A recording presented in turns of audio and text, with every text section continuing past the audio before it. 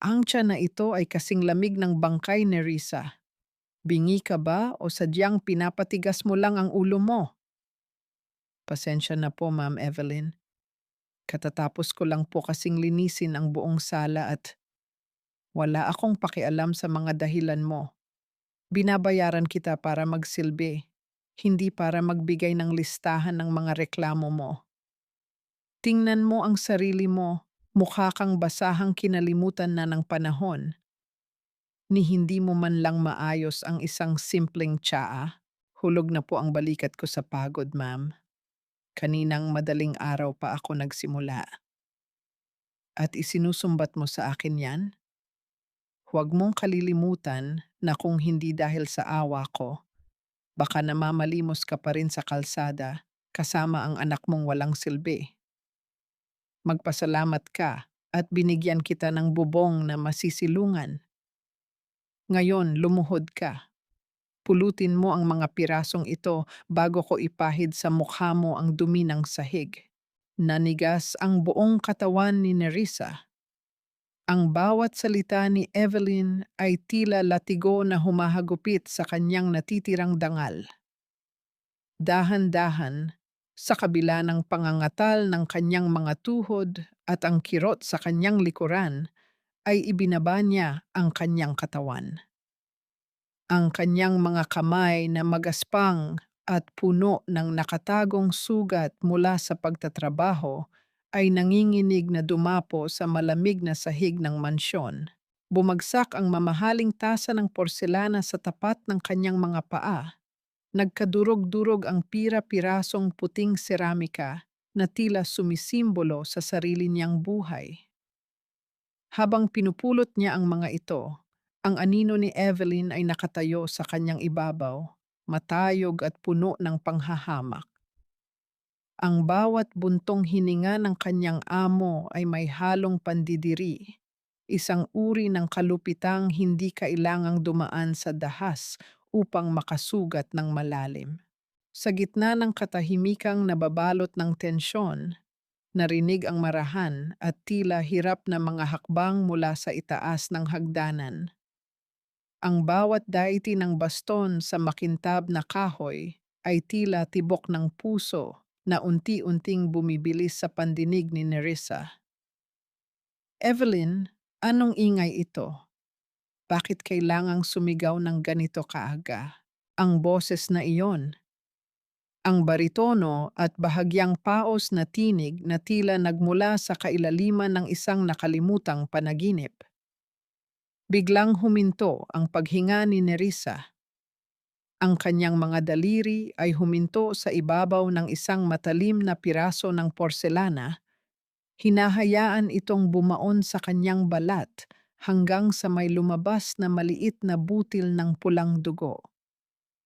Hindi niya naramdaman ang sakit sa pisikal dahil ang buong atensyon niya ay nakatuon sa lalaking dahan-dahang bumababa, si Eduardo, ang makapangyarihang may-ari ng mansyon, ang lalaking sinasabi nilang naligtas mula sa isang malagim na pagsabog sa disyerto ng Dubai maraming taon na ang nakakaraan.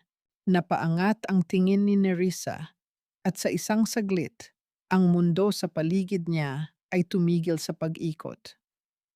Ang lalaking nakatayo sa harap niya ay may mga bakas ng operasyon sa mukha, mga linya ng panahon na tila muling iginuhit ang kanyang pagkatao. Ngunit ang mga mata, ang malalim at tila laging may hinahanap na mga mata ay hindi nagbago.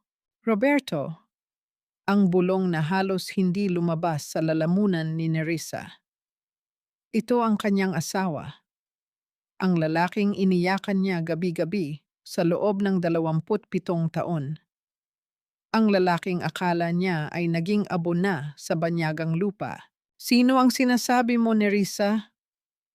Matalas na tanong ni Evelyn, ang kanyang mga mata ay naniningkit sa hinala habang lumalapit sa asawa. Eduardo, mahal, huwag mo nang pansinin ang katulong na ito.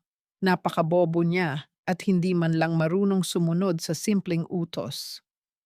Pinagsasabihan ko lang siya. para hindi na maulit ang pagiging pabaya niya. Dahan-dahang lumingon si Eduardo kay Nerissa. Ang kanyang paningin ay dumapo sa babaeng nakaluhod sa kanyang paanan, kusot ang damit at puno ng dumi ang mga kamay. Walang bakas ng pagkilala sa kanyang mga mata.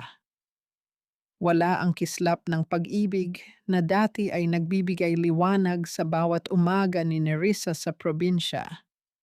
Ang tanging naroon ay ang malamig na awa ng isang estranghero. "Tumayo ka na dyan, manang," mahinahong sabi ni Eduardo. Ang kanyang boses ay tila isang haplos na may kasamang yelo. "Evelyn, tama na yan. Tao rin siya. Nasaktan na siya sa pagbasag ng tasa. Huwag mo na siyang dagdagan ng sakit ng loob." "You're too kind, Eduardo. Iyan ang problema sa'yo, masyado kang malambot sa mga taong ganito. Kaya tayo inaabuso." Sagot ni Evelyn sabay kapit sa braso ng asawa, isang pagpapakita ng pag-aari na tila isang kutsilyong ibinaon sa dibdib ni Nerissa. Pinilit ni Nerissa na tumayo. Ang kanyang mga binti ay tila gawa sa jelo. Habang inaalalayan ni Evelyn si Eduardo patungo sa hapagkainan, isang maliit na kilos ang nakakuha ng pansin ni Nerissa. Eduardo, sa gitna ng kanyang paglalakad, ay tumigil sandali at dahan-dahang itinaas ang kanyang kaliwang kamay upang haplusin ang kanyang sariling taidung, isang pamilyar na paraan ng pagmasahe sa sakit na dulot ng migraine. Iyon ang gintong sandali na tila sumigaw sa kaluluwa ni Nerissa. Ang munting gawin na iyon ay pagmamay-ari lamang ni Roberto. Ang paraan ng pagpikit ng kanyang mga mata, ang bahagyang pagkiling ng kanyang ulo, ito ang mga detalyeng nakaukit sa puso ni Nerissa na kahit ang 27 taon ng paghihiwalay ay hindi kayang burahin.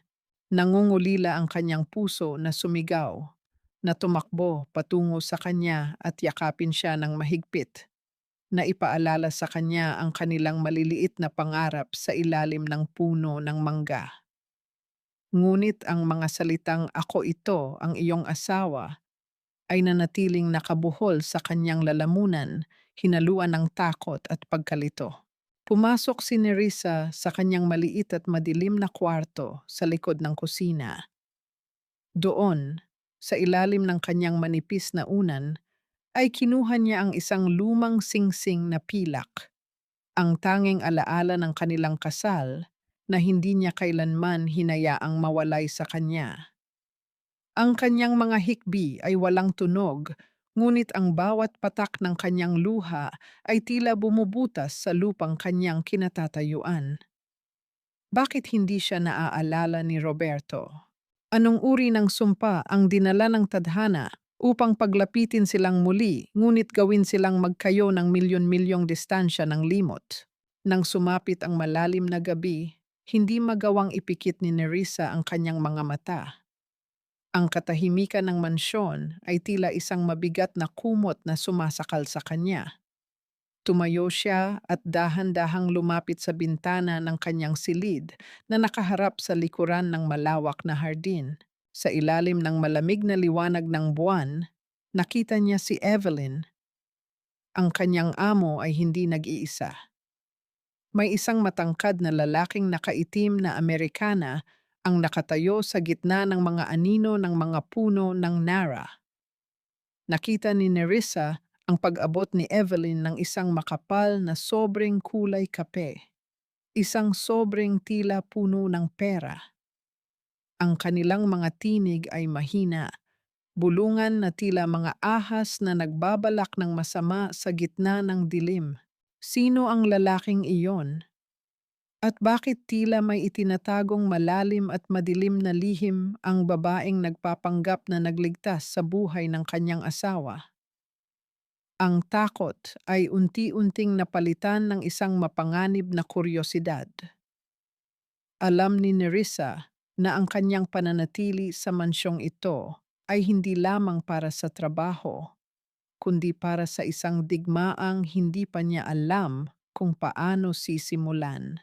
Ang malamig na hangin ng gabi ay umihip, dala ang amoy ng paparating na ulan, habang ang anino ng misteryosong lalaki ay dahan-dahang naglaho sa kadiliman.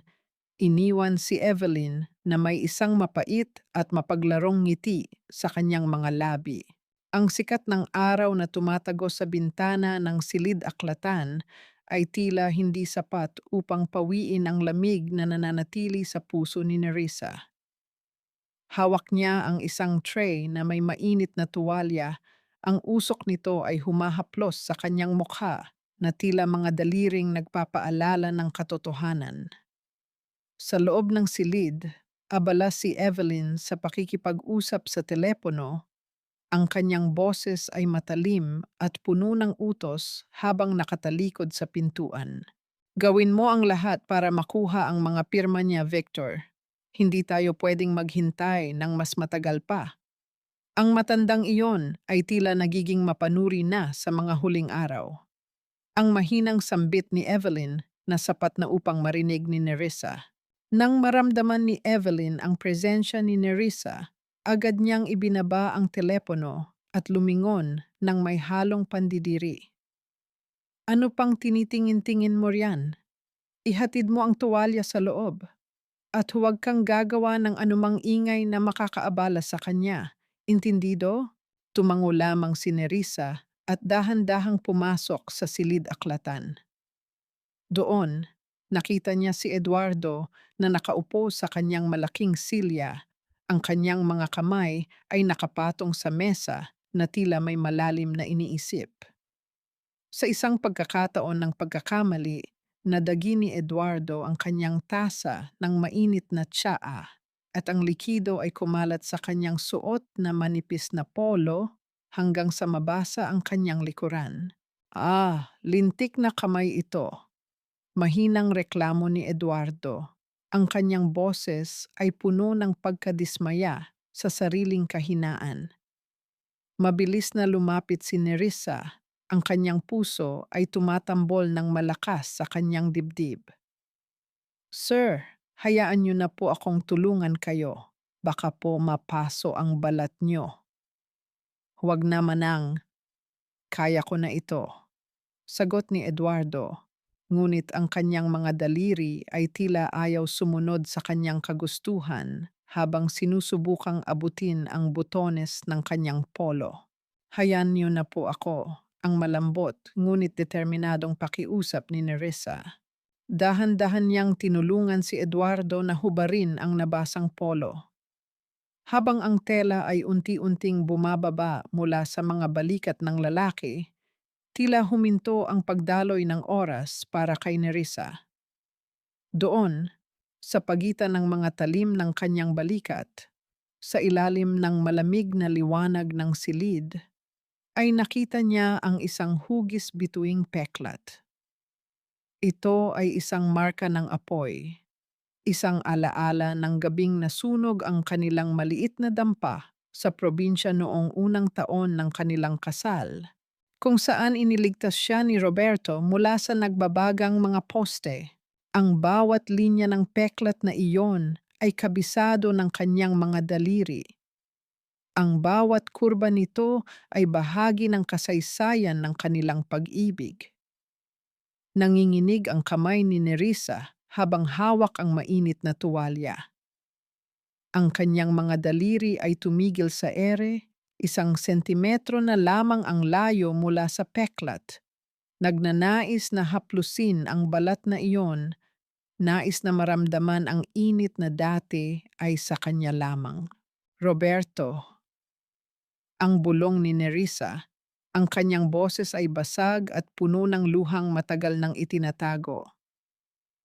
Roberto, ikaw nga, buhay ka. Ang katahimikan sa loob ng silid ay tila naging isang mabigat na pader. Dahan-dahang lumingon si Eduardo. Ang kanyang mga mata ay naniningkit sa pagtataka. Walang kislap ng pagkilala, walang luha ng kagalakan. Ang tanging naroon ay ang malamig na distansya ng isang taong walang kinalaman sa pangalang binanggit. Sino si Roberto? Ang tanong ni Eduardo, ang kanyang boses ay kasing tigas ng bato. Eduardo ang pangalan ko, Manang. Marahil ay nalilito ka na dahil sa iyong katandaan. Huwag kang mag-imbento ng mga kwento sa loob ng pamamahay na ito. Pero ang peklat na ito, ang bituin sa iyong likod, ako ang nanggamot niyan, Roberto. Ako ang asawa mo, ang iyong Nerissa. Ang pagsusuma mo ng babae, ang kanyang mga kamay ay pilit na inaabot ang braso ng lalaki. Bahagyang lumayo si Eduardo, ang kanyang mukha ay nagpakita ng iritasyon. Sapat na ang kalokohang ito. Hindi kita kilala. Si Evelyn ang nagligtas sa akin mula sa apoy ng Dubai. Siya ang tanging dahilan kung bakit ako nakahihinga ngayon. Huwag mong dungisan ang kanyang katapatan sa pamamagitan ng iyong mga maling akala. Bago pa man makapagsalita muli si Nerissa, ang pinto ng silid-aklatan ay bumukas ng marahas. Pumasok si Evelyn na may apoy sa kanyang mga mata. Nakita niya ang pagkakalapit ng dalawa at ang polo ni Eduardo na nasa kamay ni Nerissa. Anong nangyayari dito? Ang sigaw ni Evelyn, ang kanyang boses ay tila isang matalim na kuko na kumakalmot sa katahimikan. Agad niyang itinulak si Nerissa palayo, dahilan upang mapaatras ang matanda at tumama ang kanyang likod sa gilid ng mesa. Evelyn, ang katulong na ito, tila nawawala na sa kanyang sarili, ang sabi ni Eduardo habang mabilis na isinusuot ang isang bagong polo na kinuha mula sa gilid. Lumingon si Evelyn kay Nerissa, ang kanyang mukha ay punong-puno ng puot. Lumapit siya at bumulong ng napakababa, isang boses na para lamang sa pandinig ni Nerissa ngunit sapat na upang maghatid ng panginginig sa buong katawan nito. Huwag mong iisipin na mababawi mo siya sa akin. Wala kang katibayan, wala kang halaga. Isang salita ko lang at itatapon kita sa kalsada kung saan ka nabubulok. Huwag mong susubukan ang pasensya ko dahil hindi mo alam kung ano ang kaya kong gawin para mapanatili ang lahat ng ito. Muling tumingin si Evelyn kay Eduardo at sa isang iglap, ang kanyang mukha ay naging maamo at puno ng pag-aalala. Huwag ka nang mag-alala, mahal ko. Palilipasin ko na muna ang pangyayaring ito dahil baka pagod lang siya.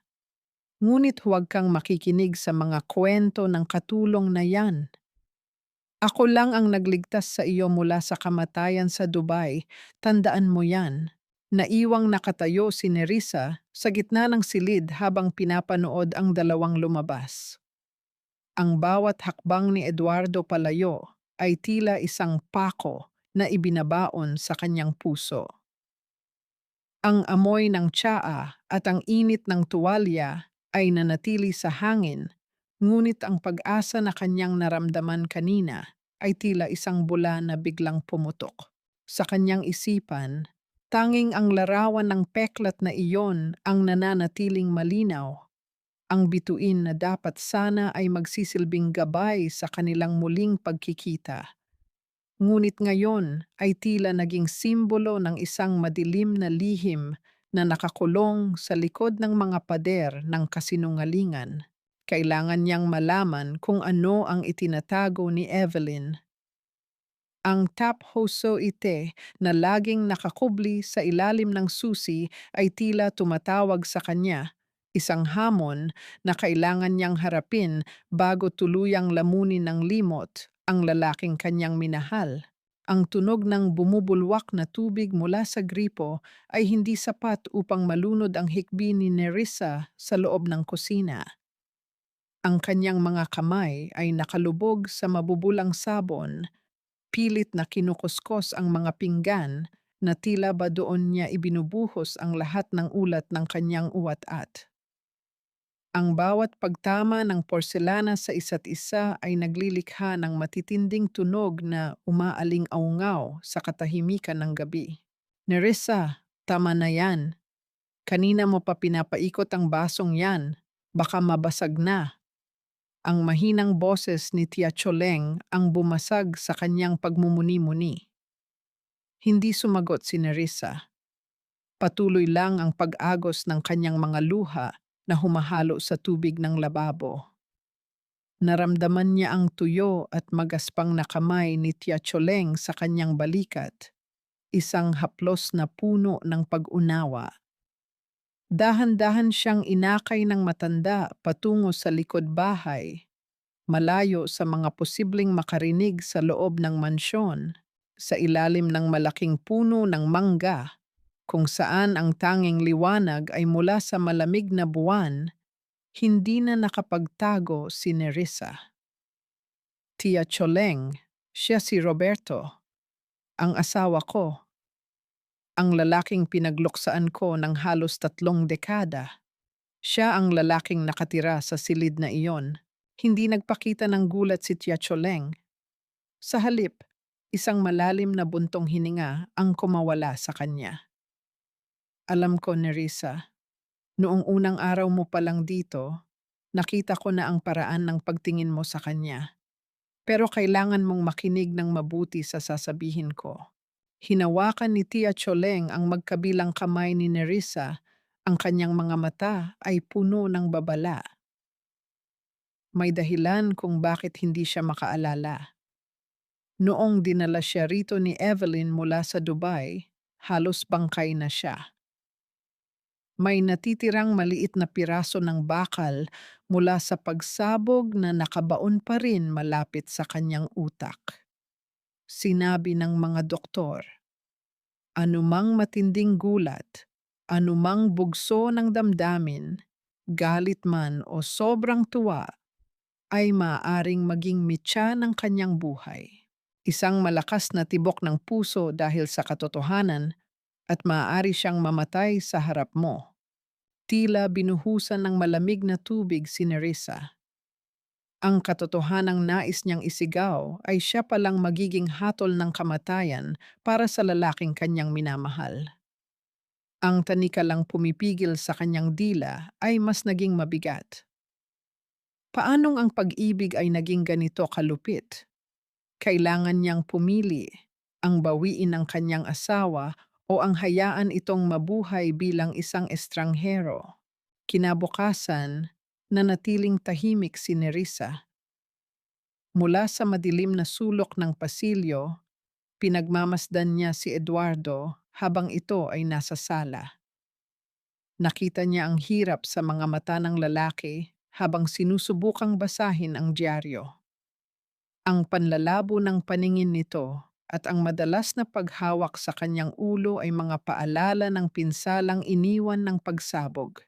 Nakita ni Nerissa ang paglapit ni Evelyn, dala ang isang tasa ng tsaa. May kakaibang kilos ang kanyang amo. Isang mabilis na pagkuha ng maliit na pakete mula sa bulsa at ang paghalo ng puting pulbos sa inumin bago ito ibigay kay Eduardo. Ang bawat galaw ni Evelyn ay maingat, tila isang mangangaso na naniniguradong hindi makakatakas ang kanyang huli. Ubusin mo ito, Eduardo. Alam mo namang ito lang ang nakakapagpakalma sa mga ugat mo. Ang malambing na tinig ni Evelyn ay tila kamandag na bumabalot sa hangin. Napakuyom ang mga palad ni Nerissa sa likod ng kurtina. Gusto niyang tumakbo at itapon ang tasang iyon, ngunit ang babala ni Tia Choleng ay tila isang pader na humaharang sa kanya. Ang sakripisyong kailangan niyang gawin ay ang manatiling isang anino, isang piping saksi sa dahan-dahang paglason sa isipan at katawan ng kanyang asawa. Isang gintong sandali ang naganap nang lumabas si Evelyn upang sagutin ang isang tawag. Naiwang mag-isa si Eduardo Ang kanyang mukha ay puno ng hapis at pagkalito. Dahan-dahang lumapit si Nerissa, hindi upang magsalita, kundi upang ayusin lamang ang nahulog na kumot sa paanan ng lalaki. Ang kanyang paghinga ay pigil, ang bawat kilos ay kasing ingat ng isang bulalakaw na bumabagsak sa lupa. Nang maramdaman ni Eduardo ang presensya ng isa pang tao, dahan-dahan siyang lumingon. Ang amoy ng tsa ay humalo sa amoy ng sampagitang laging dala ni Nerissa, ang pabangong huling na amoy ni Roberto bago siya lumipad patungong Dubai. Bakit pakiramdam ko matagal na kitang kilala? Ang kanjong na tanong ni Eduardo. Ang kanyang mga mata ay pilit na kumakapit sa anino ni Nerissa, tila may isang pintong pilit na bumubukas sa likod ng kanyang isipan. Nanigas si Nerissa. Ang tibok ng kanyang puso ay tila isang tambol na nagbababala ng panganib. Hindi siya sumagot. Yumuko lamang siya at mabilis na tumalikod. Dala ang bigat ng isang lihim na pilit na sumasabog sa loob ng kanyang dibdib. Habang siya ay papaalis, naramdaman niya ang titig ni Eduardo sa kanyang likuran, isang titig na puno ng pag-asa at panganib. Ang gusali ng kumpanya ni Eduardo ay tila isang tore ng yelo, matayog at malamig, ngunit sa loob ng opisina ng punong tagapamahala, may isang init na hindi maipaliwanag na nagsimulang bumalot sa silid. Si Gabriel, ang 26 na taong gulang na anak ni Nerissa, ay nakatayo ng matuwid sa harap ng malaking mesa. Ang kanyang suot na polo ay luma na, ngunit maayos ang pagkakaplantsa, at ang kanyang mga mata ay nagtataglay ng kislap ng talino at determinasyon. So, you are Gabriel Santos, ang mahinang basa ni Eduardo sa hawak na resume. Ang kanyang boses ay may bahid ng paghanga habang tinitingnan ang mga marka ng binata sa kolehiyo. Bakit mo gustong magtrabaho bilang assistant ko? Sa taas ng grado mo, maaari kang makakuha ng mas magandang posisyon sa ibang kumpanya. Sir, kailangan ko po ng trabahong may sapat na sahod para sa pagpapagamot ng nanay ko at para na rin po makatulong sa aming pang-araw-araw. Hindi ko po ikinahihiya ang magsimula sa ibaba, ang matapat na sagot ni Gabriel. Habang nagsasalita ang binata, hindi maalis ni Eduardo ang kanyang tingin sa mukha nito. May kung anong pamilyar sa hubog ng panga ni Gabriel, sa paraan ng kanyang pagngiti, at sa tila bagang apoy na nagniningas sa kanyang mga mata. Pakiramdam ni Eduardo ay tumitingin siya sa isang lumang salamin ng kanyang sariling kabataan bago pa man burahin ng pagsabog ang kanyang alaala. Sa isang hindi inaasahang pagkakataon, habang inaabot ni Eduardo ang isang folder, ay nadulas ito at nagkalat ang mga dokumento sa sahig. Mabilis na kumilos si Gabriel. Lumuhod siya upang tulungan ang matanda. Nang matapos ay dahan-dahang kinuha ni Gabriel ang kamay ni Eduardo at isinagawa ang pagmano bilang tanda ng malalim na paggalang. Sa sandaling lumapat ang noo ng binata sa likod ng kamay ni Eduardo, isang kakaibang kuryente ang dinaloy sa buong katawan ng matanda. Ang kanyang puso ay tumibok ng mabilis, isang ritmo na tila awit ng dugong naghahanap ng kanyang pinagmulan. Naramdaman ni Eduardo ang isang bigat sa kanyang dibdib, hindi dahil sa sakit, kundi dahil sa isang uri ng pagmamahal na matagal na niyang nakalimutan. Nang hapong iyon, sa loob ng hardin ng mansyon, abala si Nerissa sa pagdidilig ng mga halaman nang dumating si Gabriel na may malawak na ngiti. Nay! Nay! Natanggap po ako. Personal assistant na po ako ni Sir Eduardo. Bumagsak ang hawak na pandilig ni Nerissa. ang tubig ay umagos sa kanyang mga paa, ngunit hindi niya ito naramdaman. Ang kanyang mundo ay tila tumigil sa pag-ikot. Ang takot at pananabik ay nag-uunahan sa kanyang puso. Sa sa opisina ka ni Sir Eduardo magtatrabaho, nak? Sigurado ka ba? Opo, Nay. Napakabait niya po. Parang may kung anong connection kami agad. Huwag kayong mag-alala. Mas lalaki na ang kikitain ko para hindi na kayo masyadong mapagod dito sa mansyon. Ang masayang sabi ni Gabriel sabay yakap sa kanyang ina. Niyakap ni Nerissa ang kanyang anak ng mahigpit. Ang kanyang mga luha ay lihim na pumatak sa balikat nito.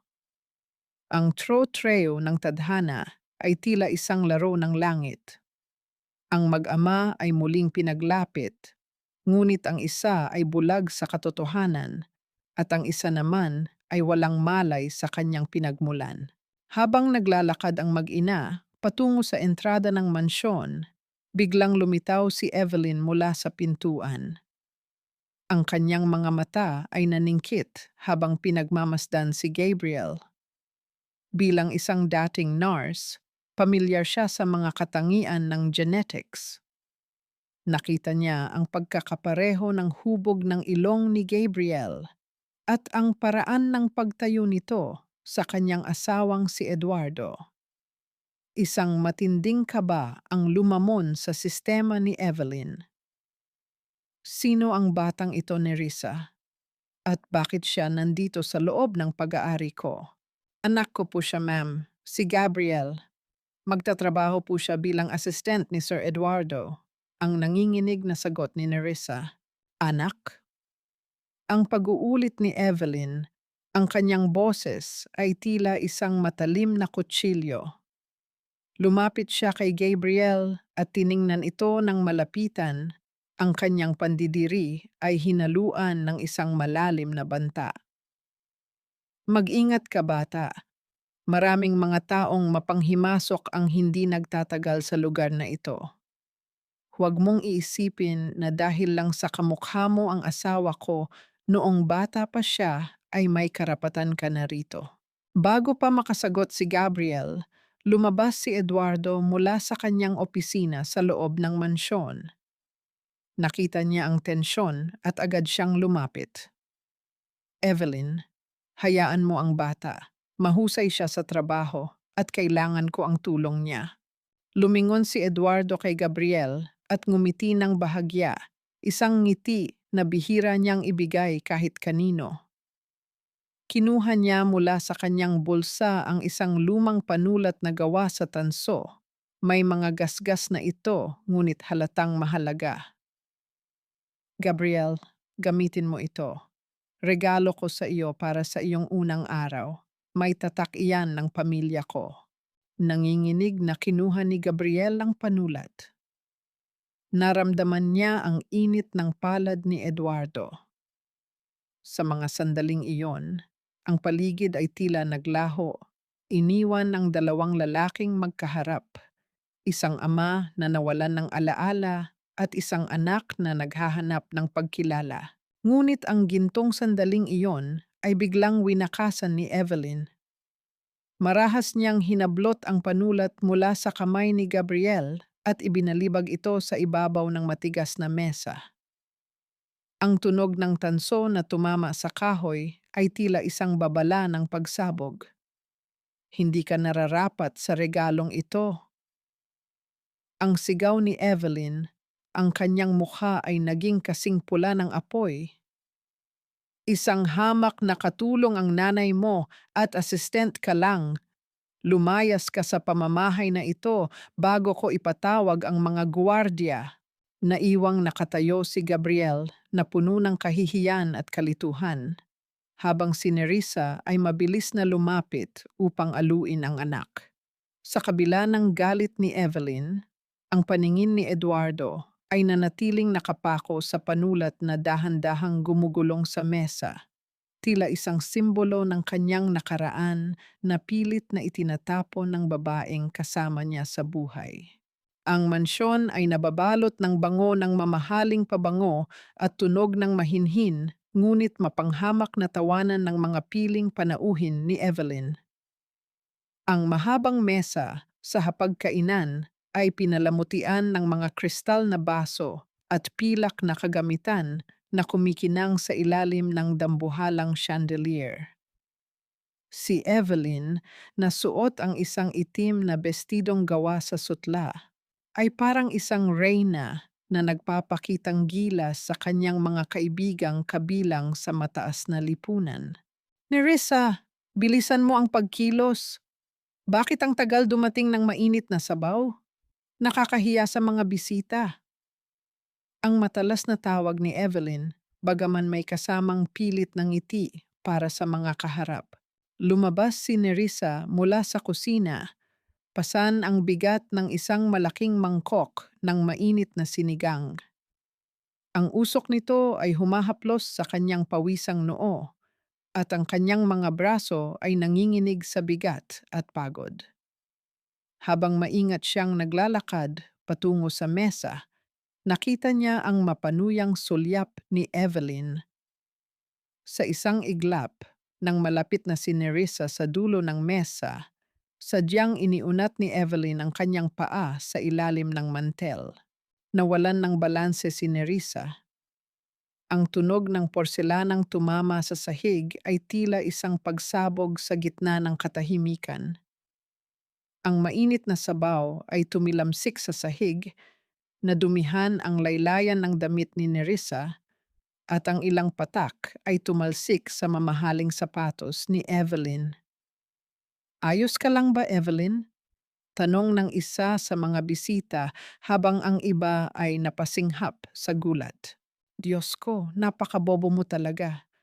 Sigaw ni Evelyn, wala nang pakialam sa kanyang imahe. Tingnan mo ang ginawa mo. Sinisira mo ang hapunan namin. Lumuhod ka riyan at linisin mo ang kalat na ito sa harap namin. Wala kang silbi. Hampas lupa ka talaga. Yumuko si Nerissa. Ang kanyang mga luha ay mabilis na pumatak at humalo sa sabaw sa sahig. Ramdam niya ang mga mata ng mga bisita na puno ng pangungutya at ang iba naman ay umiiwas ng tingin dahil sa hiya. Habang dahan-dahan siyang lumuluhod para pulutin ang mga piraso ng mangkok, isang kamay ang biglang humawak sa kanyang siko. Sobra na, Evelyn. Tao siya, hindi hayop. Ang boses ni Eduardo ay dumagundong sa loob ng silid. Sapat na upang mapatahimik kahit ang pinakamaingay na bisita. Tumayo si Eduardo mula sa kanyang upuan. Ang kanyang mukha ay puno ng matinding galit na matagal na niyang kinikimkim. Sa harap ng lahat, hinawakan niya ang magaspang na kamay ni Nerissa at dahan-dahan itong itinayo. Eduardo, what are you doing? Pinapahiya mo ako sa harap ng mga kaibigan ko. Ang maktol ni Evelyn, ang kanyang boses ay nanginginig sa gulat at hiya. Ikaw ang nagpapahiya sa sarili mo, Evelyn. Hindi ko na kayang sikmurain ang paraan ng pakikitungo mo sa mga taong nagtatrabaho ng tapat sa atin. Tapos na ang hapunang ito. Magsialis na kayo. Ang matigas na utos ni Eduardo. Matapos magmadaling umalis ang mga panauhin, ang mansyon ay naging kasing tahimik ng isang libingan. Ngunit sa loob ng kwarto ni Eduardo, isang bagyo ang namumuo. Bakit mo ginawa yon? Bakit mo ako kinontra sa harap nila para lang sa isang katulong? Ang histeryosong tanong ni Evelyn habang pabalibag na isinasara ang pinto. Nakalimutan mo na ba kung sino ang nag-alaga sa iyo? Noong wala kang maalala, noong duguan ka sa Dubai, ako ang nagbenta ng mga alahas ko para lang maoperahan ka. Ako ang nagsakripisyo ng buhay ko para sa iyo, Eduardo. Alam ko ang utang na loob ko sa iyo, Evelyn. Pero hindi yon lisensya para maging malupit ka. Mahinang sagot ni Eduardo habang sapo ang kanyang sumasakit na ulo. Utang na loob? Hindi lang yon utang na loob. Pagmamahal yon. Pero ngayon, tila mas pinapahalagahan mo pa ang babaeng yan na wala namang ibang ginawa kundi maghugas ng pinggan. Muling sumabog si Evelyn. Ang kanyang mga mata ay nanlilisik sa selos. Huwag mong subukan ang pasensya ko, Eduardo. Baka makalimutan mong ako lang ang tanging pamilyang meron ka. Samantala, sa loob ng madilim na kusina, tahimik na nililinis ni Nerissa ang kanyang nasugatang tuhod. Ang kirot ng sugat ay maliit na bagay kumpara sa hapdi ng kanyang puso. Biglang bumukas ang pinto ng kusina at pumasok si Eduardo. Nagulat si Nerissa at agad na sinubukang tumayo. "Sir, bakit po kayo nandito? Ako na po ang maglilinis ng lahat." "Maupo ka lang, Nerissa," malumanay na sabi ni Eduardo. Lumapit siya at iniabot ang isang maliit na bote ng gamot na gawa sa asul na salamin. Hindi siya nagsalita ng matagal, ngunit ang kanyang mga mata ay puno ng isang uri ng pag-aalala na tila nanggagaling sa kailaliman ng kanyang kaluluwa. Dahan-dahang kinuha ni Nerissa ang bote. Sa isang saglit, ang kanilang mga daliri ay nagdaup. Isang matinding kuryente ng pamilyar na damdamin ang dumaloy sa kanilang dalawa. Isang kilig na hinaluan ng sakit at pangungulila. Sa loob ng ilang segundo, nawala ang distansya ng amo at katulong. Ang tanging naroon ay si Roberto at Nerissa sa ilalim ng malamig na liwanag ng bumbilya ng kusina. "Salamat po, Sir Eduardo," bulong ni Nerissa. Ang kanyang boses ay puno ng emosyon. "Magpahinga ka na. Huwag mo nang isipin ang sinabi niya." Sagot ni Eduardo bago mabilis na tumalikod at lumabas, tila natatakot sa sariling nararamdaman. Ngunit sa itaas ng pasilyo, sa dilim ng banig ng hagdanan, nakatayo si Evelyn. Nakita niya ang lahat. Nakita niya ang paraan ng pagtingin ni Eduardo kay Nerissa. Isang tingin na hinding-hindi nito ibinigay sa kanya sa loob ng 27 taon. Ang kanyang kamao ay nagtagis at ang kanyang mga kuko ay bumaon sa kanyang palad hanggang sa mag-iwan ito ng mapupulang marka. "Hindi ko papayagang bawiin mo ang natitira sa akin, matandang may sakit." Ang bulong ni Evelyn sa hangin, ang kanyang tinig ay kasing lamig ng isang sumpa. "Kung kailangang mawala ka, mawawala ka.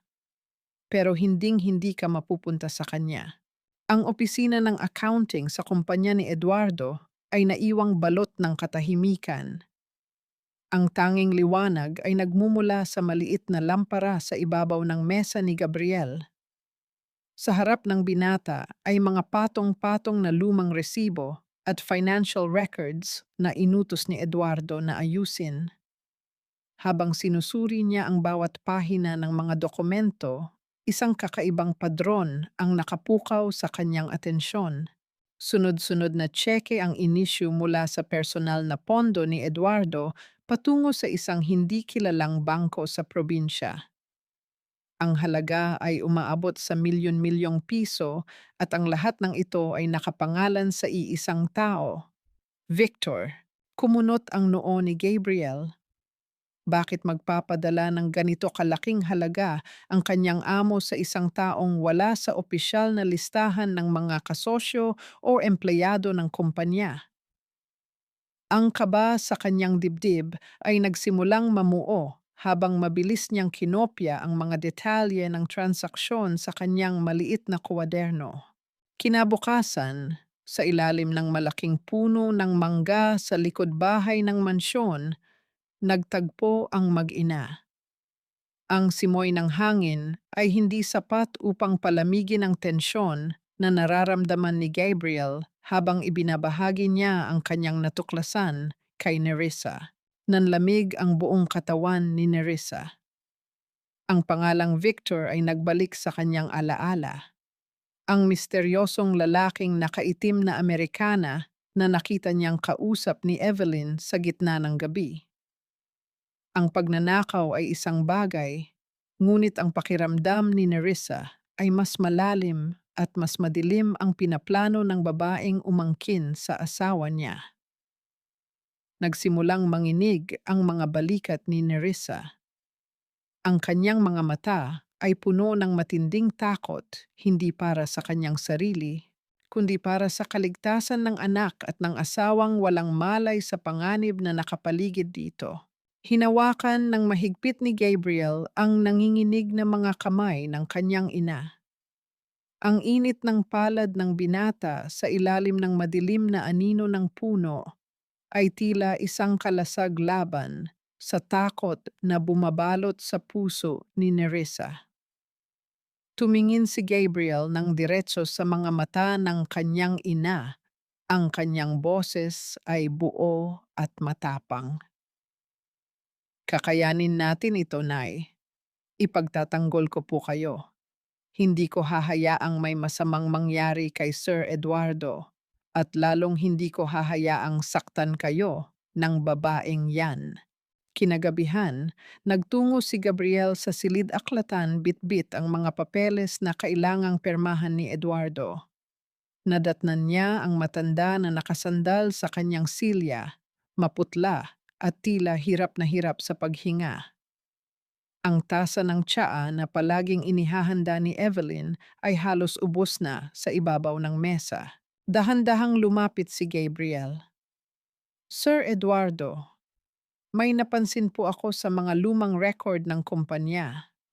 May malalaking halaga po ng pera na lumalabas papunta sa isang pribadong account. Hindi po ito nakatala bilang opisyal na transaksyon ng negosyo. Sinubukan ni Eduardo na tumingin sa mga dokumentong inilapag ni Gabriel, ngunit bigla siyang napahawak sa kanyang noo. Ang kanyang mukha ay pumilipit sa matinding sakit, at ang kanyang paningin ay nagsimulang lumabo. Ang epekto ng lason na lingid sa kanilang kaalaman ay dahan-dahang sumisira sa sistema ng matanda. Gabriel, nahihilo ako. Tila umiikot ang paligid. Hindi ko maintindihan ang mga numerong iyan. Mamaya na natin pag-usapan. Ang hirap na sambit ni Eduardo habang ipinipikit ang kanyang mga mata. Bigo at puno ng pag-aalala, napilitan si Gabriel na ligpitin ang mga papeles at tahimik na lumabas ng silid. Ngunit pagbukas niya ng pinto at paghakbang sa pasilyo, bumungad sa kanya ang malamig at naghihintay na bulto ni Evelyn. Nakahalukip-kip ang ginang at ang kanyang mga labi ay nakaarko sa isang mapanuyang ngiti. Narinig nito ang bahagi ng usapan. "You're becoming a pest, Gabriel." Ang bulong ni Evelyn na kasing talim ng yelo. Lumapit siya hanggang sa halos magkadikit na ang kanilang mga balikat. "Huwag kang mag-astang bayani sa kumpanya ng asawa ko. Isang maling galaw mo lang, isang salita pa tungkol sa mga pekeng record na inaimbento mo, at sisiguraduhin kong mawawalan kayo ng nanay mo ng matitirhan at makakain. Ipapakulong kita dahil sa pagnanakaw ng impormasyon. Subukan mo ako, bata." Hindi umurong si Gabriel. Pinantayan niya ang talim ng tingin ni Evelyn bago naglakad palayo nang walang sinasabing anumang salita. Habang nangyayari ito sa loob ng kanyang maliit na kwarto, napagtanto ni Nerissa na hindi na siya maaaring manatiling tahimik at magtago sa anino ng pagpaparaya. Kung pera lamang ang habol ni Evelyn, matagal na sanang nilisan ng ginang ang mansyon. May mas malagim na plano itong niluluto. Kailangan niyang tulungan si Gabriel na hanapin ang orihinal na kasulatan, ang anumang ebidensya na magpapatunay sa mga kasinungalingan ng huwad na asawa bago mahuli ang lahat. Ang takot sa kanyang dibdib ay napalitan ng isang bakal na determination. Samantala, Bumalik si Gabriel sa maliit na opisina sa dulo ng pasilyo na ginagamit ni Evelyn para sa kanyang mga personal na papeles. Ginamit ng binata ang pagkakataon habang ang lahat ay abala. Napansin niya ang makina na ginagamit panggupit ng mga dokumento. Ito ay nakabara, tila minadali ang paggamit. Dahan-dahan, gamit ang kanyang mga daliri, hinila ni Gabriel ang mga naipit at mahahabang piraso ng ginupit na papel. Pinagdugtong-dugtong niya ang mga linya sa ibabaw ng mesa. Ang kanyang dugo ay tila nanigas nang mabuo niya ang mga salita. Ito ay isang burador ng bagong huling habilin ni Eduardo. Sa isang particular na linya na nabasa ni Gabriel, nakasulat ng malinaw. Sa oras ng aking kamatayan dulot ng aksidente o malubhang karamdaman, ang lahat ng ari-arian at kapangyarihan ay agarang ililipat sa aking asawa, si Evelyn. Ang plano ay hindi na lamang pagnanakaw. Ang babaeng iyon ay naghahanda na para sa kamatayan ng kanyang asawa. Ang mga dulo ng ginupit na papel ay nanatiling nakakalat sa mesa, naghihintay na maging mitya ng isang malaking apoy. Ang malamig na hangin mula sa siwang ng bintana ng kusina ay nagpabilis sa panginginig ng mga kamay ni Nerissa. Matapos hugasan ang huling salansan ng mga plato, inayos niya ang basurahan upang itapon ang mga natirang kalat. Ngunit sa pag-angat niya ng itim na lalagyan, isang maliit na bagay na nakatago sa ilalim nito ang kumuha ng kanyang pansin. Dahan-dahan siyang yumuko at kinuha ang isang maliit na bote ng salamin. Nang basahin niya ang nakasulat sa etiketa, tila huminto ang pagtibok ng kanyang puso. Ito ay isang matapang na uri ng pampatulog, isang gamot na ginagamit lamang sa mga pasyenteng may malalang kondisyon. Mabilis na nagtagpi-tagpi ang mga pangyayari sa kanyang isipan, ang puting pulbos sa loob ng pakete, ang panginginig ng mga kamay ni Eduardo, ang kanyang labis na pagkahilo at pagkawala sa sarili. Hindi lamang inuuto ni Evelyn ang kanyang asawa, unti-unti niya itong pinapatay. Dala ang malinis na mga punda ng unan bilang dahilan. Maingat na tinahak ni Nerissa ang madilim na pasilyo patungo sa silid ni Eduardo. Nang mabuksan niya ang pinto, sinalubong siya ng isang nakapanlulumong tanawin. Nakahiga si Eduardo sa gitna ng malapad na kama, walang lakas. Ang kanyang mukha ay kasing putla ng isang papel.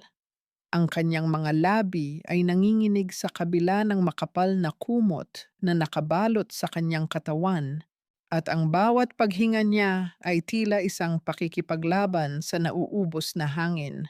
Hindi mapigilan ni Nerissa ang pag-agos ng kanyang mga luha. Ang lalaking minsang nagtayo ng kanilang pangarap gamit ang sariling lakas ay ngayon nakaratay at walang kalaban-laban sa sarili nitong tahanan. Umupo si Nerissa sa gilid ng kama at dahan-dahang hinawakan ang malamig na kamay ng kanyang asawa. Ang kanyang mga daliri ay naghanap ng init mula sa mga palad nito. Sa gitna ng dilim at pangungulila, mula sa lalamunang nababara ng hikbi, sinimulang kantahin ni Nerissa ang isang lumang oyayi. Ang mismong kanta na madalas niyang awitin noong sila ay nasa probinsya pa, sa mga gabing hindi makatulog si Roberto dahil sa pagod ng maghapong pagtatrabaho. Ang banayad at malungkot na himig ay pumuno sa malamig na hangin ng silid, isang awit ng pag-ibig na nagbibigay buhay sa mga patay na alaala. Sa patuloy na pag-awit ni Nerissa, naramdaman niya ang mahinang paggalaw ng mga daliri ni Eduardo. Dahan-dahang nagmulat ng mata ang matanda. Ang kanyang paningin ay malabo at pilit na inaabot ang anino ng babaeng nakaupo sa kanyang tabi. Nerissa, ang bulong na lumabas mula sa nanginginig na labi ni Eduardo, isang tinig na punong-puno ng pagkasabik. Ikaw ba yan? Halos tumigil ang paghinga ni Nerissa. Ang pangalan niya, binigkas ng mismong lalaking akala niya ay tuluyan ng nakalimot. Hinalikan niya ang likod ng palad nito habang patuloy sa pag-iyak. Ngunit bago pa man siya makasagot, pumikit muli si Eduardo at tuluyang bumigay sa bigat ng lason sa kanyang katawan. Naiwang nakatingin si Nerissa sa maamong mukha ng asawa, isang malaking katanungan ang bumabagabag sa kanyang isipan. Talaga bang nakilala siya nito? O isa lamang itong magandang panaginip na dulot ng matapang na gamot? Kailangan niyang kumilos. Kailangan niyang ilabas si Eduardo mula sa impyernong ito. Maingat na inayos ni Nerissa ang kumot ni Eduardo bago mabilis na lumabas ng silid. Ngunit pagtapak niya sa pasilyo papalapit sa entrada ng mansyon, nakita niya ang pagbukas ng malaking pintuan. Pumasok si Evelyn at sa kanyang tabi ay ang lalaking nakaitim na Amerikana na natuklasan ni Gabriel, si Victor. Mabilis na nagtago si Nerissa sa likod ng makapal na kurtinang nakasabit sa gilid ng pasilyo.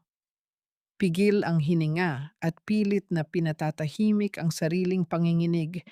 Pinakinggan niya ang usapan ng dalawa mula sa kadiliman. Handa na ang lahat ng papeles, Evelyn. Bukas ng gabi, kailangan na niyang mapirmahan ang huling dokumento habang nasa ilalim pa siya ng epekto ng gamot. Ang mariing utos ni Victor, ang kanyang boses ay nagpapahiwatig ng kasakiman. Gagawin ko. Siguraduhin mo lang na handa na rin ang sasakyan at ang pera bago tayo umalis patungo sa probinsya. Sagot ni Evelyn na puno ng pagmamadali. Huwag kang mag-alala. Pero tandaan mo, Evelyn, ang tinig ni Victor ay bumaba ngunit sapat na upang magdala ng kilabot sa buong pagkatao ni Nerissa. Bukod sa pirma, kailangan nating siguraduhin na hindi na siya magigising pa pagkatapos nito. Kailangang maging malinis ang kanyang pagkamatay upang mapasa iyo ang buong kayamanan ng walang anumang investigasyon. Ang pag-alon ng matinding takot sa dibdib ni Nerissa ay nagdulot ng labis na panginginig sa kanyang mga daliri. Hindi niya napansin na ang hawak niyang maliit na cellphone na ibinigay ni Gabriel para sa kaligtasan niya ay dumulas mula sa kanyang kamay. Ang pagbagsak ng kagamitan sa makapal na alpombra ay lumikha ng isang mahinang kalabog na mabilis na bumasag sa katahimikan ng paligid. Huminto sa pagsasalita si Victor. Ang mabibigat at sunod-sunod na yabag ng kanyang mga sapatos sa sahig na kahoy ay nagsimulang maglakad patungo sa direksyon ng kurtina kung saan nagtatago si Nerissa. Nagiiwan ng alingawngaw ng isang nagbabadyang panganib na wala ng atrasan. Ang bawat hakbang ni Victor patungo sa kurtina ay tila pagbilang ng mga huling sandali ni Nerissa. Nakapikit na ang babae, ang puso ay halos sumabog sa kaba, naghihintay sa kanyang malagim na kapalaran. Ngunit bago pa man mahawi ni Victor ang tela, umalingawngaw ang boses ni Tia Choleng mula sa itaas ng hagdanan. Sumisigaw ang matanda tungkol sa isang pusang gala na nakapasok at nakapaglaglag ng kanyang radyo. Ang atensyon ni Victor ay mabilis na nalipat at nawalan ng interes sa kurtina, nagbigay ng pagkakataon kay Nerissa na mabilis at tahimik na tumakas patungo sa kaligtasan ng likod bahay. Nang gabing iyon, sa loob ng maliit at tagong silid ni Gabriel, magkaharap ang mag-ina habang nakalatag ang mga kinopyang papeles sa ibabaw ng mesa.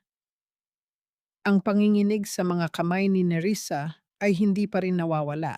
Nay, Hindi sapat ang mga peking transaksyon na ito para mapakulong natin si Evelyn.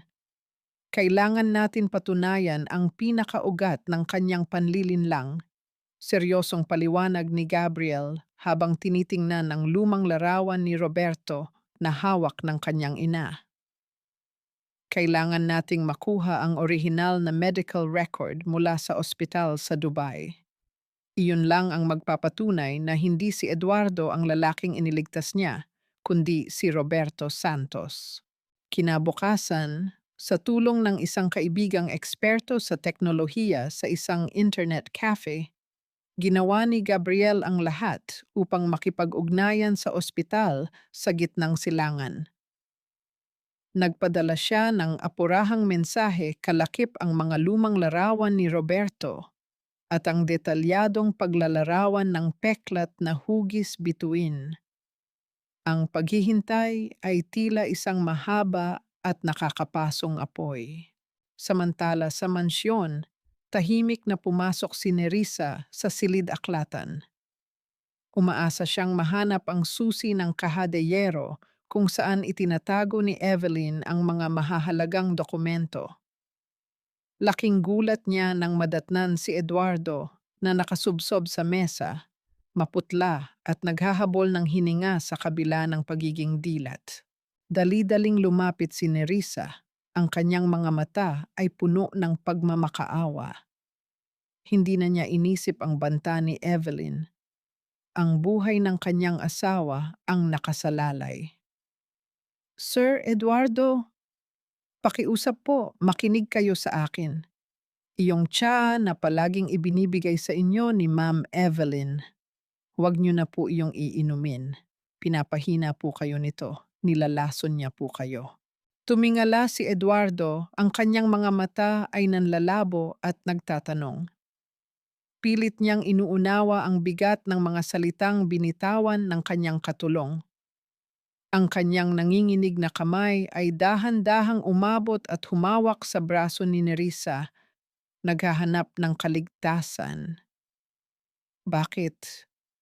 Bakit mo ako inaalagaan ng ganito? Ang bulong niya bago tuluyang nagdilim ang kanyang paningin at nawalan ng malay. Iniwan siya ni Nerissa na may mabigat na dibdib, batid na unti-unti nang nauubos ang kanilang oras.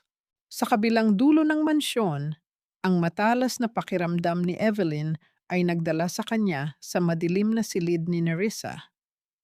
Dahil sa sunod-sunod na kakaibang kilos ng katulong, sinimulan niyang halughugin ang mga lumang gamit nito. Inihagis niya ang mga damit, binaligtad ang manipis na kutsyon, hanggang sa makita niya ang isang maliit na kahon sa ilalim ng unan. Nang buksan niya ito, tumambad ang isang lumang singsing sa kasal. Nakaukit sa loob ang pangalang Roberto. Nanigas si Evelyn. Ang kanyang mukha ay nabalot ng labis na galit at mapanlinlang na pag-unawa.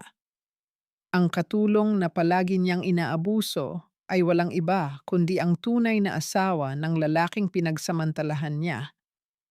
Walang pag-aalinlangang ibinalibag ni Evelyn ang alahas.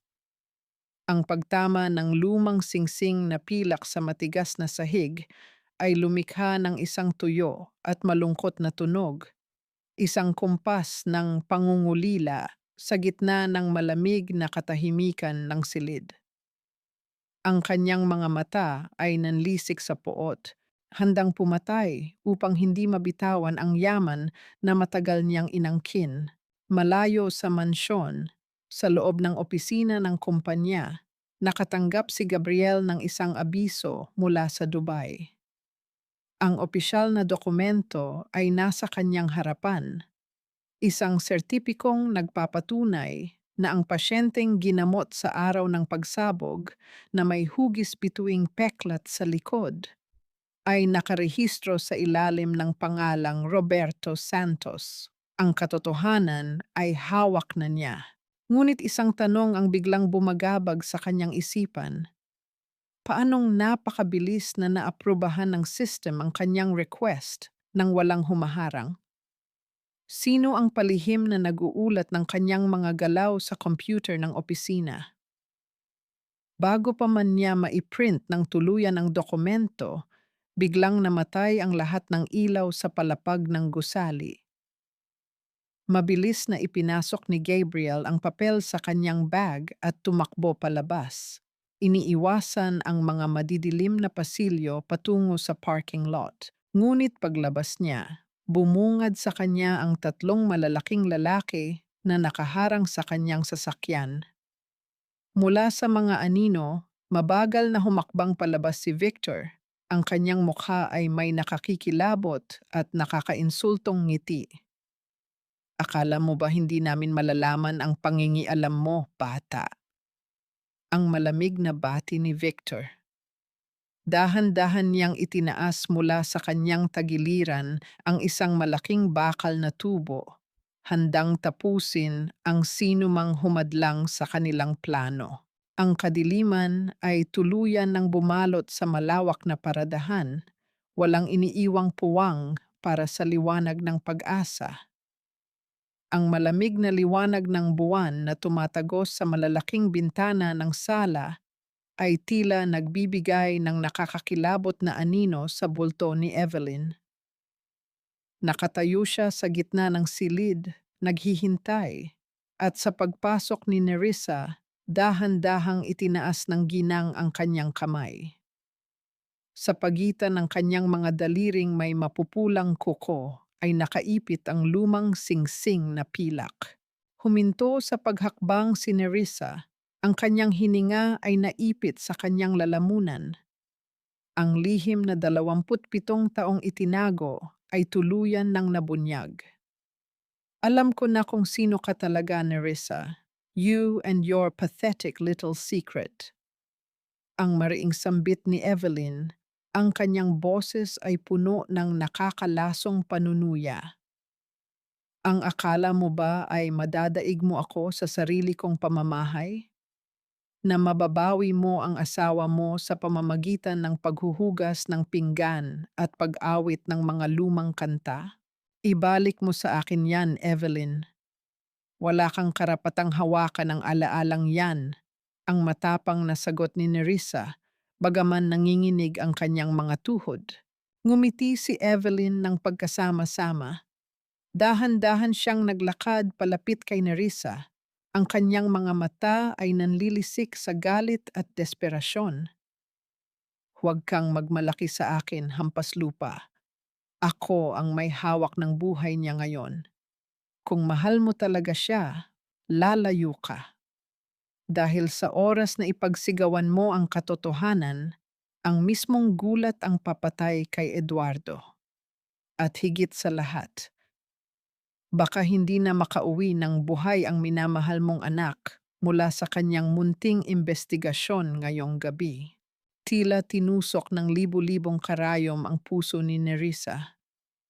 Ang pagbabanta sa buhay ni Gabriel ay nagpaalab sa poot na matagal na niyang pinipigilan. Ngunit bago pa man siya makasagot, nakita niya ang paggalaw ng anino mula sa pinto sa likod bahay. Makalipas ang ilang sandali, matapos talikuran ni Evelyn si Nerissa upang ipagpatuloy ang kanyang maitim na plano, mabilis na tinahak ni Nerissa ang daan patungo sa kusina. Sinalubong siya ni Gabriel na naghahabol ng hininga. May pasa ang binata sa gilid ng kanyang pisngi at napunit ang manggas ng kanyang polo, katibayan ng isang matinding pisikal na pakikibaka upang makatakas mula sa kamay ni Victor at ng mga tauhan nito. Nak, anong nangyari sa'yo? Sinaktan ka ba nila? Ang umiiyak na tanong ni Nerissa habang sinusuri ang mukha ng anak. Nakatakas ako, Nay. Ginamit ko ang dilim sa parking lot para makawala. Ang hinihingal na paliwanag ni Gabriel sabay abot ng isang nakatuping papel na may bahid ng dumi at pawis. Hawak na natin ang patunay mula sa Dubai. Hindi na siya makakapagkaila. Ang papel na iyon ang naging sulo ng lakas ni Nerissa. Wala nang atrasan. Ang pagmamakaawa at pananahimik ay hindi nagligtas kay Roberto. Ang pagbangon at paglaban na lamang ang tanging paraan. Sa itaas ng mansyon, sa loob ng malamig na silid ni Eduardo, ang hangin ay mabigat at puno ng amoy ng matapang na gamot. Nakasandal si Eduardo sa mga unan, ang kanyang paningin ay malabo at ang kanyang isip ay lumulutang sa gitna ng katotohanan at panaginip. Hawak ni Evelyn ang kamay ng matanda. Pilit na ipinapasok ang isang mamahaling panulat sa pagitan ng nanghihinang mga daliri nito. Sa kanilang harapan ay ang huling kasulatan ng paglilipat ng lahat ng kayamanan. Pirmahan mo na ito, mahal ko. Isang pirma na lang at matatapos na ang paghihirap mo. Magiging maayos na ang lahat para sa ating dalawa. Ang malambing, ngunit nakakakilabot na bulong ni Evelyn sa tainga ng asawa. Pilit na iginagalaw ni Eduardo ang kanyang kamay. Ang dulo ng panulat ay dumampi na sa ibabaw ng papel. Ngunit bago pa man niya maidikit ang tinta, bumukas ng marahas ang pintuan ng silid. Huwag mong pirmahan yan, Roberto. Ang tinig ni Nerissa ay dumagundong na tila kulog sa buong silid. Punong-puno ng kapangyarihan ng isang asawang hindi na magpapagapi. Kasunod niya ay si Gabriel na hawak ng mahigpit ang dokumento mula sa ospital. Napatayo si Evelyn, ang kanyang mukha ay namula sa matinding galit at pagkagulat. Mga walang hiya, paano kayo nakapasok dito? Victor, ang palahaw ng ginang. Sa isang iglap, pumasok si Victor mula sa pasilyo, may hawak na isang mabigat na bakal. Ang kanyang mukha ay nagpapakita ng labis na kalupitan, handang manakit upang tapusin ang sinumang humadlang. Mabilis siyang lumapit upang hablutin ang papel kay Gabriel at itinaas ang bakal upang hatawin ang binata. Ngunit bago pa man bumagsak ang pamalo ni Victor, mabilis na inihagis ni Nerissa ang kanyang sarili sa pagitan ng lalaki at ng kanyang anak. Ginamit niya ang sariling katawan bilang kalasag. Ang kanyang mga mata ay nanlilisik na nakatitig ng diretso kay Victor. Wala na ang takot ng isang mahirap na katulong. Ang naroon ay ang nag-aapoy na katapangan ng isang inang handang ialay ang buhay para sa anak. Napatigil si Victor sa kakaibang lakas na ipinakita ng ginang habang sa ibabaw ng kama ang mga nanlalabong mata ni Eduardo ay pilit na pinagmamasdan ang nagaganap. Sa kabila ng lason sa kanyang sistema, ang imahe ni Nerissa na ipinagtatanggol si Gabriel ay tila isang susi na nagbukas ng isang nakasarang pinto sa kanyang utak. Isang alaalang pilit na sumisilip. Isang babaeng minsan na ring tumayo sa harap ng panganib upang iligtas siya noong sila ay bata pa. Ngunit ang tensyon ay mabilis na nag-alab muli nang marahas na itulak ni Victor si Gabriel. Ang malakas na puwersa ay nagpabagsak sa binata. Ang gilid ng mukha ni Gabriel ay tumama sa matigas na kanto ng kahoy na mesa. Nawalan siya ng malay at humandusay sa sahig, dahilan upang mapatili si Nerissa at mabilis na yumakap sa duguang ulo ng anak. Sa gitna ng kaguluhan, nakita ni Evelyn na unti-unting nadudurog ang kanyang perpektong plano. Ang dokumentong nahulog mula sa kamay ni Gabriel ay nagpapatunay na tapos na ang kanyang kasinungalingan. Sa isang hakbang ng purong kabaliwan, inilabas niya ang isang lighter mula sa kanyang bulsa. Kung hindi mapapasa akin ang yaman niya, walang sino man sa inyo ang makikinabang. Ang sigaw ni Evelyn, ang kanyang mga mata ay puno ng pagkabaliw. Susunugin ko kayong lahat kasama ng mga lihim niyo. Pinindot niya ang mekanismo at isang asul na apoy mula sa lighter ang sumiklab sa gitna ng madilim na silid. naghihintay na tupukin ang lahat ng alaala at buhay na nasa loob nito. Wala nang natitirang katinuan sa mga mata ni Evelyn. Sa isang mabilis at marahas na galaw, inihagis niya ang nakasinding lighter patungo sa mahahabang kurtina na sinadya niyang basain ng mataas na porsyento ng alkohol kanina pa. Bilang bahagi ng kanyang orihinal na planong palabasin na isang aksidente ang pagkamatay ni Eduardo. Ang mabilis na paglamon ng nag-aapoy na dila sa mamahaling tela ay nagdulot ng nakakapasong init sa buong silid. Sa loob lamang ng ilang segundo, ang apoy ay gumapang paitaas, sinusunog ang mga kahoy na haligi at ang makapal na alpombra. Ang usok na kasing itim ng gabi ay nagsimulang pumuno sa hangin, humaharang sa anumang natitirang liwanag ng buwan. Tayo na, Victor. Hayaan mo na silang mamatay riyan. Ang matining na sigaw ni Evelyn. Kinuha niya ang itim na bag na naglalaman ng mga alahas at perang nakuha niya mula sa kahadeyero. Tuluyang iniwan ng ginang ang lalaking nagbigay sa kanya ng karangyaan sa loob ng halos 3 dekada. Tumatakbo palabas ng mansyon na tila isang duwag na magnanakaw sa gitna ng gabi. Dahil sa matinding init at kapal ng usok, dahan-dahang nagkamalay si Gabriel.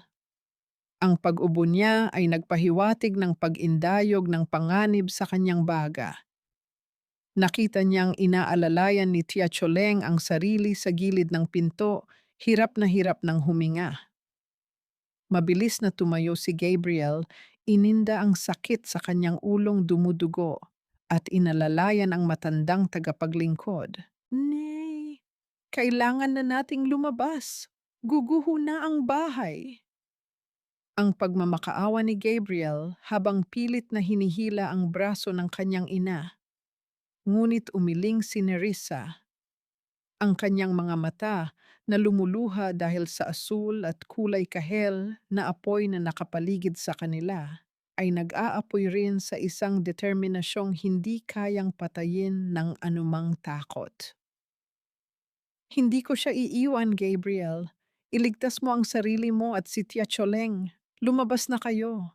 Bago pa man makapigil si Gabriel, buong lakas siyang itinulak ni Nerissa palabas ng pasilyo.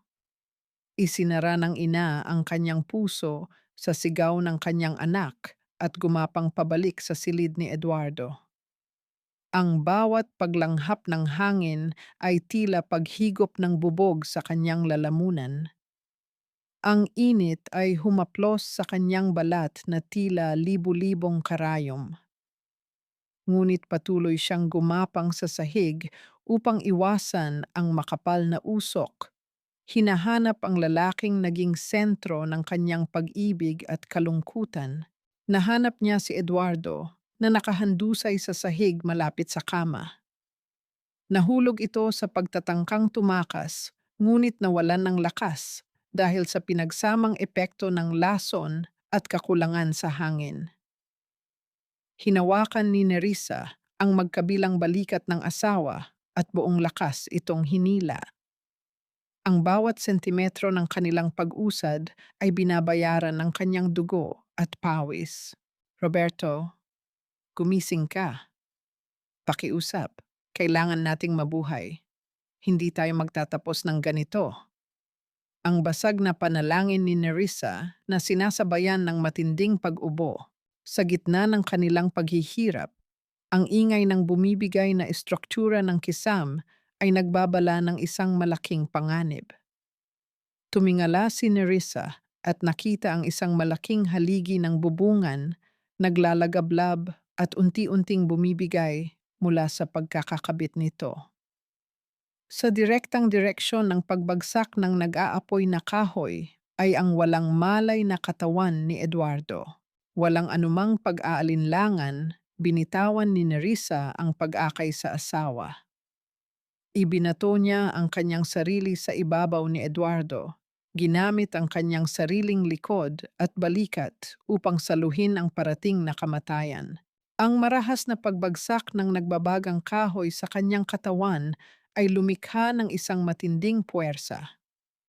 Ang nakakapasong hapdi ay kumagat sa kanyang balat, isang sakit na tumagos hanggang sa kanyang mga buto. Napatili si Nerissa sa labis na pighati. Ang kanyang mga kuko ay bumaon sa sahig, ngunit hindi siya umalis sa kanyang pwesto. Nananatili siyang nakadapa, isang matibay na kalasag ng pag-ibig, upang siguraduhing walang kahit isang sulo ng apoy ang makakasakit kay Roberto. Dahil sa matinding pag-uga ng sahig at sa luhang tumutulo mula sa mukha ni Nerissa patungo sa kanyang pisngi, dahan-dahang nagmulat ng mata si Eduardo. Sa ilalim ng naglalagablab na liwanag, nakita niya ang mukha ng babaeng nag-alay ng sariling buhay para sa kanya. Ang mga pekas sa kanyang ilong, ang maiinit na luha, ang mga matang puno ng walang hanggang pag-ibig sa kabila ng napakatinding sakit.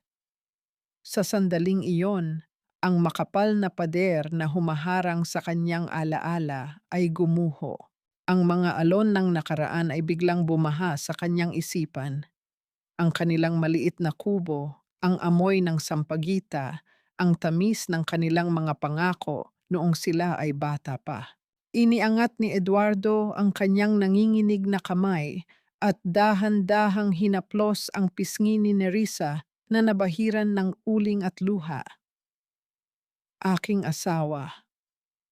Ang mahina at basag na bulong ni Eduardo, isang pagkilala na 27 taong naantala, ngunit kailanman ay hindi naglaho. Ngumiti si Nerissa, isang ngiting puno ng kaligayahan sa kabila ng nagbabadyang katapusan, bago unti-unting nanghina at bumagsak ang kanyang ulo sa dibdib ng lalaki. Ngunit ang kalupitan ng apoy ay walang sinasanto. Isa pang malakas na pagyanig ang naganap sa itaas. Ang isa sa mga pinakamalaking biga ng mansyon ay tuluyan ng naputol. Ang dambuhalang kahoy ay bumagsak ng diretso sa kaisa-isang pintuan palabas. Tuluyang hinadlangan ang kanilang daan patungo sa kaligtasan.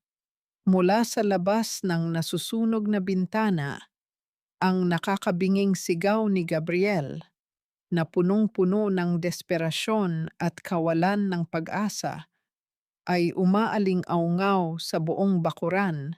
Pilit na tinatawag ang kanyang ina. Mula sa malayo, ang matinis na alingaungaw ng wangwang ng mga rumeresponding bumbero ay pilit na bumabasag sa gabi, subalit tila huli na para iligtas ang 2 pusong nakakulong sa gitna ng impyerno. Ang katahimikan ng madaling araw sa labas ng nasusunog na mansyon ay binasag ng sunod-sunod na alingaungaw ng mga sirena mula sa mga sasakyan ng pulis at bumbero. Sa hindi kalayuan sa kalsada patungo sa paliparan, ang sasakyang kinalululanan ni na Evelyn at Victor ay napilitang huminto dahil sa isang barikada ng mga awtoridad. Ang mga gulong ng kanilang sasakyan ay humalik sa semento nang marahas sa pagtatangkang umiwas, ngunit huli na ang lahat. Mabilis na pinalibutan ng mga pulis ang sasakyan. Ang malamig na bakal ng posas ay pumatak sa mga pulso ni Evelyn. Ang babaeng ang tanging bitbit ay ang bag ng perang ninakaw mula sa lalaking nagmahal sa kanya sa maling paraan. Ang kanyang mga palahaw ng pagtutol ay walang silbi habang kinakaladkad siya patungo sa loob ng presinto. Ang kanyang mukha na dati ay puno ng pagmamayabang ay ngayon ay balot na ng labis na takot at kahihiyan.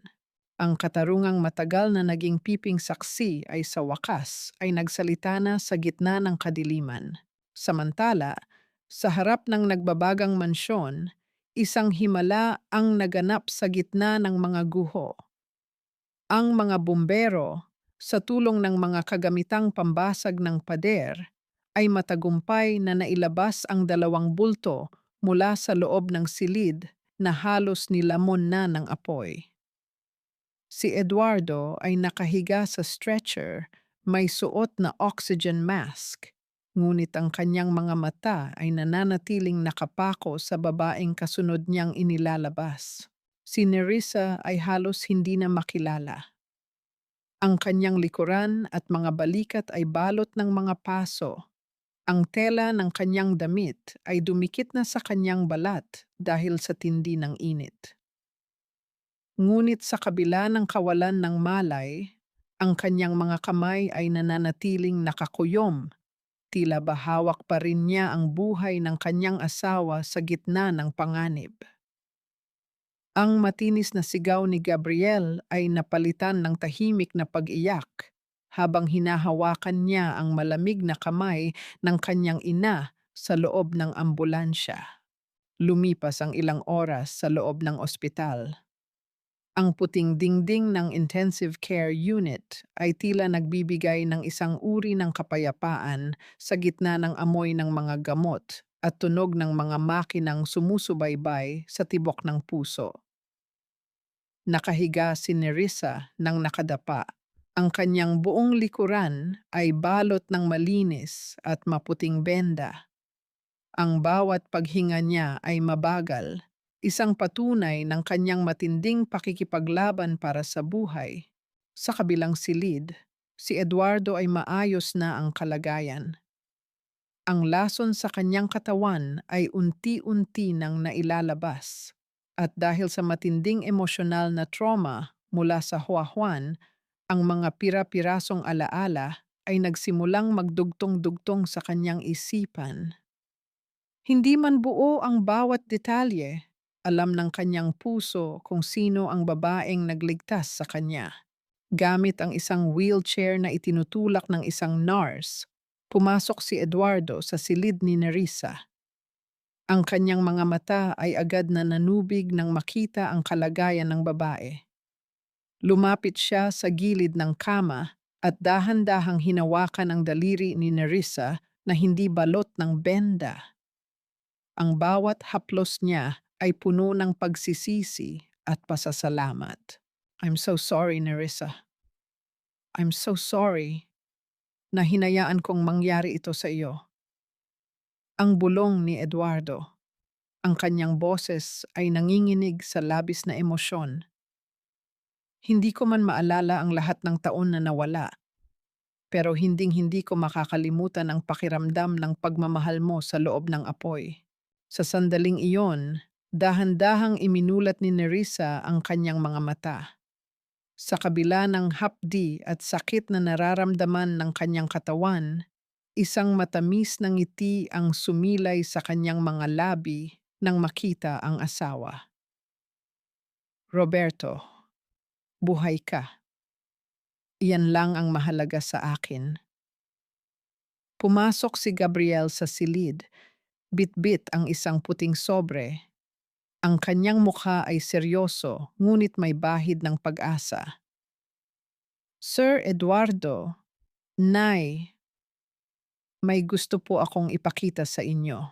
Inabot ni Gabriel ang opisyal na resulta ng DNA test na palihim niyang ipinagawa gamit ang buhok ni Eduardo mula sa suklay nito sa mansyon. Sa loob ng sobre ay ang katotohanang hinding-hindi na mabubura ng kahit anong kasinungalingan. Si Gabriel Santos ay 99% anak ni Roberto Santos. Ang katahimikan sa loob ng silid ay napuno ng hikbi ng kagalakan. Kinuha ni Eduardo ang kamay ni Gabriel at hinila ito patungo sa kanya. Isang mahigpit na yakap ang pinagsaluhan ng mag-ama. Isang yakap na ninakaw sa kanila ng 27 taon, ngunit ngayon ay muling ibinalik ng tadhana.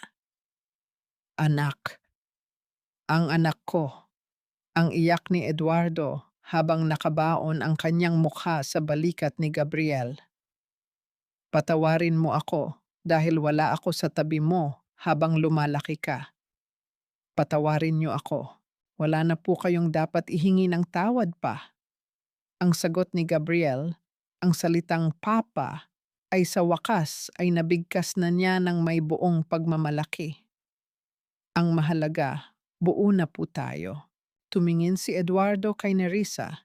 Ang kanilang mga mata ay nagtagpo sa isang pangakong mas matatag pa sa anumang bagyong dumaan. Alam nilang mahaba pa ang landas ng paggaling, kapwa sa pisikal at emosyonal na sugat. Ngunit ang sikat ng araw na tumatagos sa bintana ng ospital ay nagpapahiwatig na ang pinakamadilim na gabi ng kanilang buhay ay natapos na. Hinawakan ni Eduardo ang kamay ni Nerissa ng mas mahigpit, tumingin ng diretso sa kanyang mga mata at nangakong hindi na muling bibitaw. Hindi ko man maalala ang bawat detalye ng kahapon, ngunit alam ng puso ko na ikaw ang aking tahanan. Magsisimula tayong muli, Nerissa. Magsisimula tayo bilang isang tunay na pamilya. Ang init ng kamay ni Eduardo at ang presensya ng kanilang anak ay naging pinakamabisang gamot para kay Nerissa. Ang sikat ng araw ay unti-unting lumalawak sa loob ng silid, nagdadala ng bagong pag-asa sa bawat tibok ng kanilang mga puso. Ang loob ng silid hukuman ay balot ng isang mabigat na katahimikan habang binabasa ng hukom ang huling hatol. Ang tunog ng martilyo na tumama sa ibabaw ng matigas na kahoy ay nagsilbing pinal na tuldok sa mahabang panahon ng panlilinlang. Si Evelyn at Victor ay nahatulan ng habambuhay na pagkabilanggo dahil sa mga kasalanang udyok ng kasakiman at kawalan ng puso. Habang inilalabas si Evelyn mula sa silid, nakasuot ng kulay kahel na uniforme at nakayuko ang ulo dahil sa kahihiyan, nagtagpo ang kanilang mga mata ni Nerissa. Walang bakas ng galit o pagnanais ng higanti sa mga mata ng tunay na asawa. Sa halip, ang tanging naroon ay isang malalim na habag para sa isang kaluluwang nilamon ng kislap ng gintong hindi naman sa kanya. Hindi na kailangan ni Nerissa ang poot. Ang katarungan ay naibigay na at ang kanyang puso ay malaya na mula sa tanikala ng nakaraan.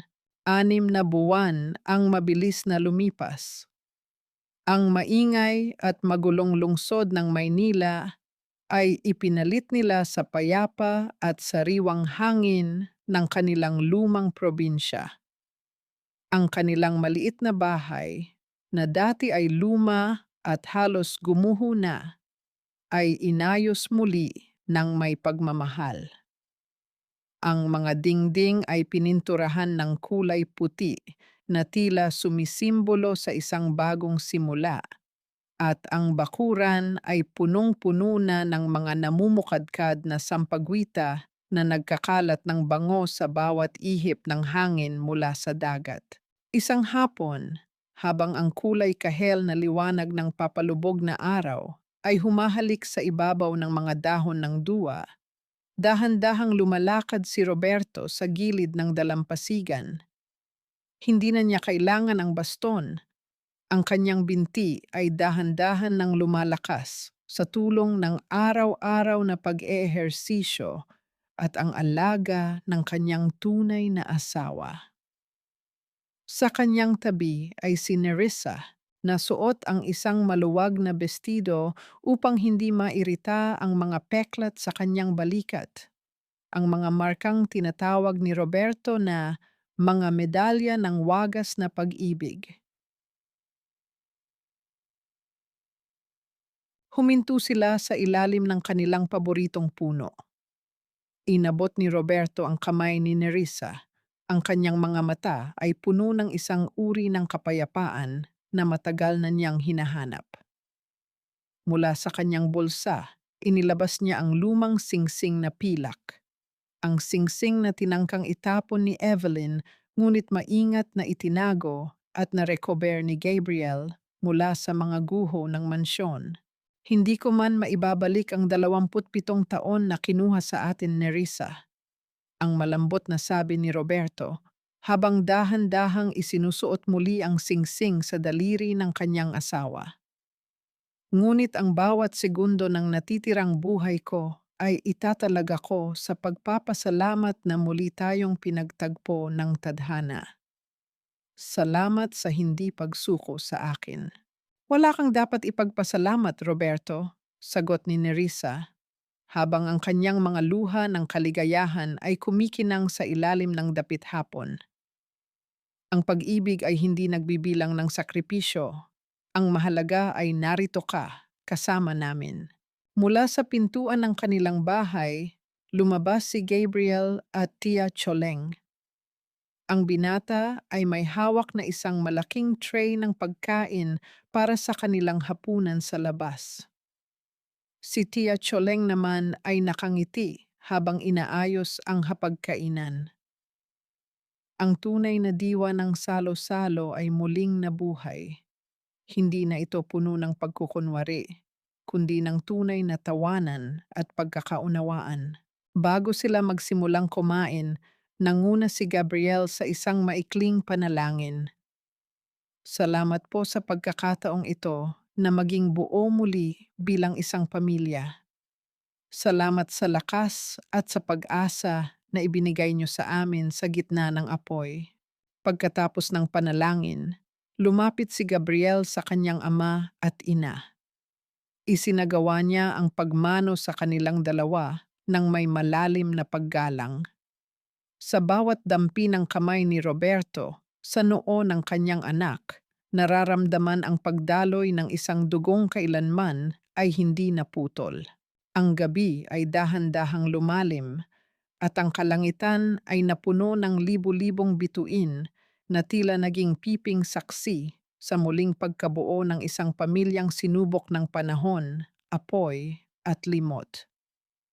Ang kwento ni Nerissa at Roberto ay hindi lamang tungkol sa pagbabalik ng nakaraan, kundi tungkol sa kapangyarihan ng patawad at ang katotohanang ang bawat sugat, gaano man kalalim, ay may kakayahang maghilom sa ilalim ng init ng tunay na pagmamahal. Ang amoy ng dagat at ang himig ng mga kuliglig ay naging musika ng kanilang bagong buhay. Sa bawat tibok ng kanilang mga puso, naroon ang pangako ng isang bukas na puno ng pag-asa. Isang pag-asa na kailanman ay hindi na muling matutupok ng anumang apoy.